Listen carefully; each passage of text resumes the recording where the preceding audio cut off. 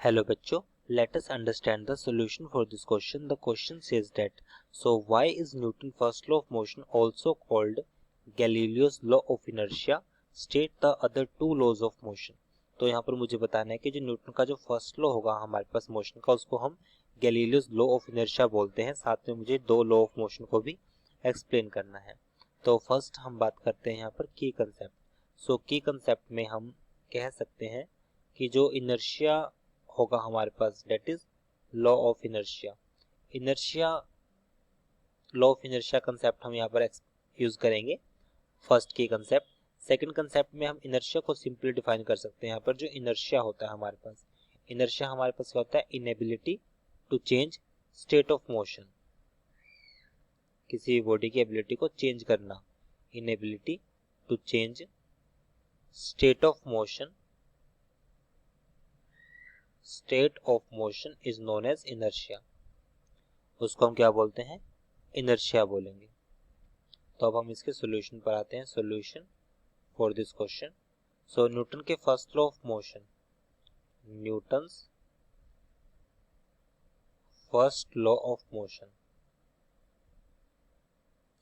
Newton का जो first law of motion है, हमें उसको also called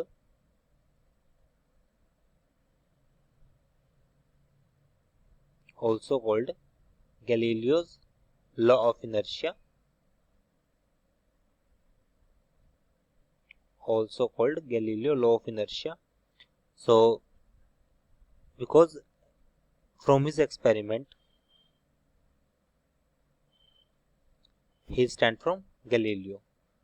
From his experiment,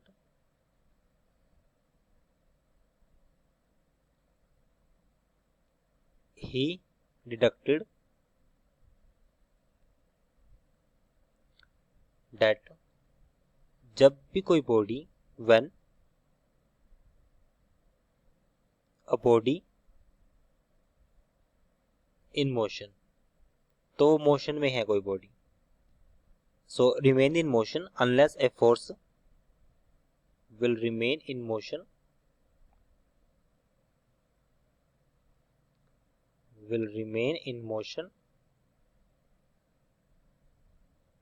unless a force such as friction is come to rest.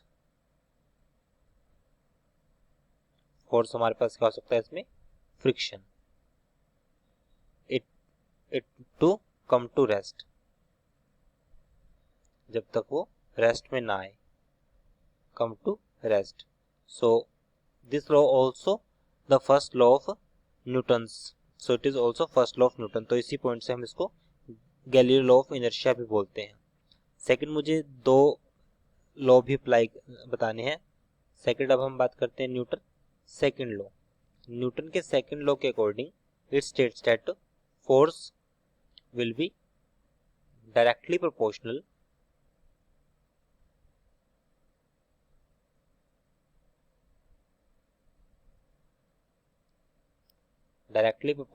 to rate of change of linear momentum.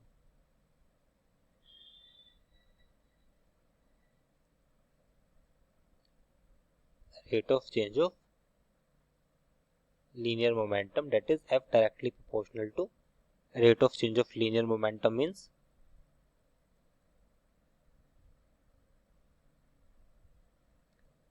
mv minus mu minus mu divided by t। So ये हमारे पास Newton का second law है। अब हम बात करेंगे Newton के थर्ड लॉ के regarding. Newton's third law. So Newton के थर्ड लॉ के according, for every action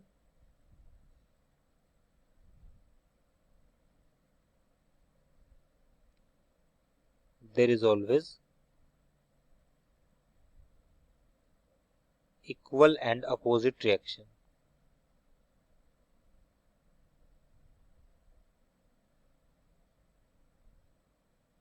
equal and opposite reaction, that is अगर 1 पे फोर्स लगता है 2 की वजह से, सेकंड पे फोर्स लगता है 1 की वजह से, तो ये हमारे पास इक्वल और अपोजिट होंगे। सो ये हमारे पास है न्यूटन का third law. I hope you understood this explanation. Thank you.